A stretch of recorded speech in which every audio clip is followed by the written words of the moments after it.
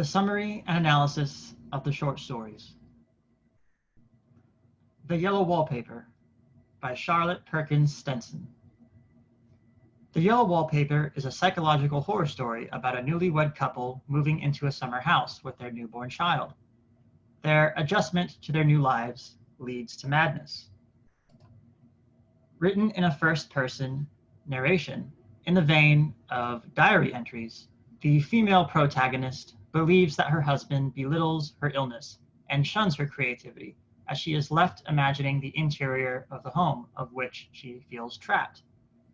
One of the bedrooms, which is planned for a nursery for her newborn child, has yellow wallpaper, which the narrator at first detests, then enjoys.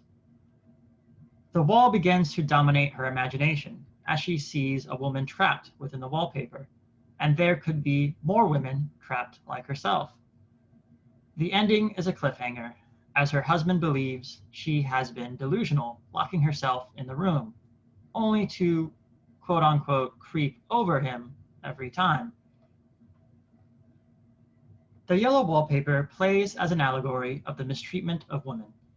The mental delusions of the female narrator exist due to the husband's psychological abuse of keeping her inside, away from her writing, and believing her mental illness is only temporary. As a physician and husband with a newborn, his desire to alienate her is an effect of mental abuse. The yellow wallpaper in the bedroom stands out from the other rooms. It is described as repellent and almost revolting. The hideous paper acts as a symbol of the domestic life that traps so many women. As the story progresses, the narrator believes that another woman is trapped within the wallpaper, and so are others, retreating to a fantasy where women can no longer exist in the wallpaper. The absence of the wife and how he would die without her highlights the husband's insecurities. His life remains insufficient without her, yet he detests her freedom. This is conveyed in the form of irony. Irony is also frequently used as a literary device to convey the mental states of characters. The author reveals the conventional 19th century middle-class marriage with its rigid domestic functions of the female and the active work of the male, ensured that women remained second-class citizens. The story reveals that this gender division had the effect of keeping women in a childish state of ignorance and preventing their identity. All too often, women are the silent subjects of this authority. The author highlights those ideas here. The ending is rather mysterious, but also revealing. Notated in the last sentence, the narrator claims to creep over her husband every time. This action of walking over or creeping over every time is a metaphor for the numerous times the narrator disobeys her husband's order or orders and escapes into a world all of her own. I have assigned this short story to demonstrate not only a feminist work, but to also have you realize the mistreatment of women and how they were viewed in this century and the previous centuries. It is one thing to read about this topic in the textbook, but this is a greater realization to see the psychological effects and situate yourself in the narrator's perspective. This concludes the reading of The Yellow Wallpaper.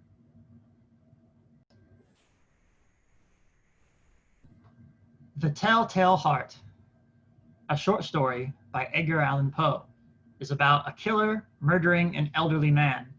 He dismembers the man's body parts and hides them in the floorboards. The police search the place, and the man is paranoid of the discovery when he hears heartbeats in the floorboards. His paranoia makes him admit to his crime.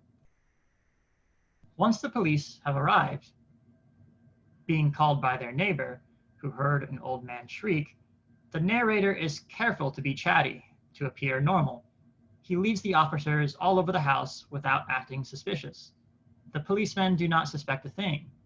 The narrator is comfortable until he starts to hear a low thumping sound.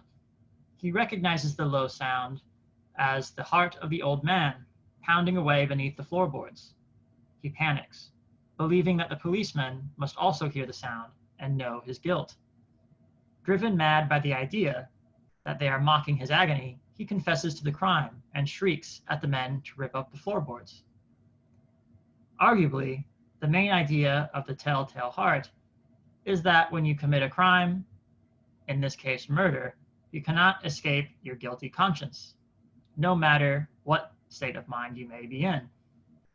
Poe heightens the murderer's obsession with nuanced entities, the old man's eye, the heartbeat, and his own claim to sanity.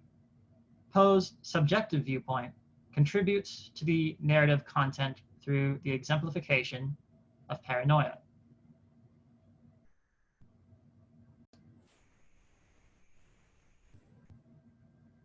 The Lottery, a short story by Shirley Jackson.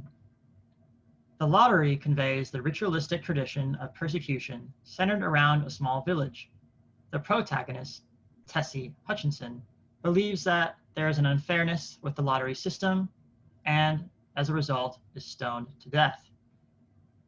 The lottery functions as a morality tale about the dangers of following tradition. There exists thematic nuances of fate within this village that cannot be questioned.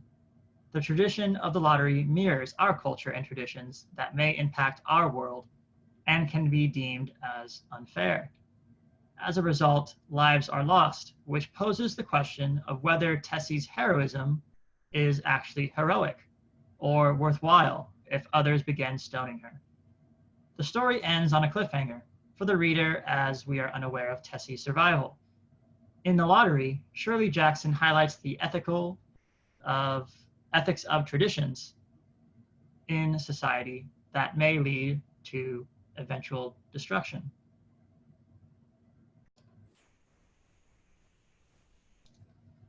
The Father is a short story by Raymond Carver. Carver's literary style is exemplified by an outside voice informing us about the progression of events. This domestic tale conveys a father listening in on his mother-in-law speaking to the baby. The mother-in-law begins feeding the baby negative information about the father being a nobody, leaving the father embarrassed at the table. The story highlights the domestic and psychological abuses of a family's influence onto their children. It may also be significant that the baby, who is described as it in the opening passage of the story, is then described as he by the end of the story. This may be Carver highlighting that though it is difficult to give an identity to the baby, they do manage in some ways to successfully give him a type of identity by the end. However, giving the father the identity remains distant and elusive. So overall, the baby is given this information to already set up the psychological abuses of the family, that which Raymond Carver describes. So the father plays as a story of realism. Since The Father is written in the 80s, Carver is really interested in the American lifestyle, contrasting with the American dream of how families can manipulate one another. This concludes the summary and analysis of the short stories.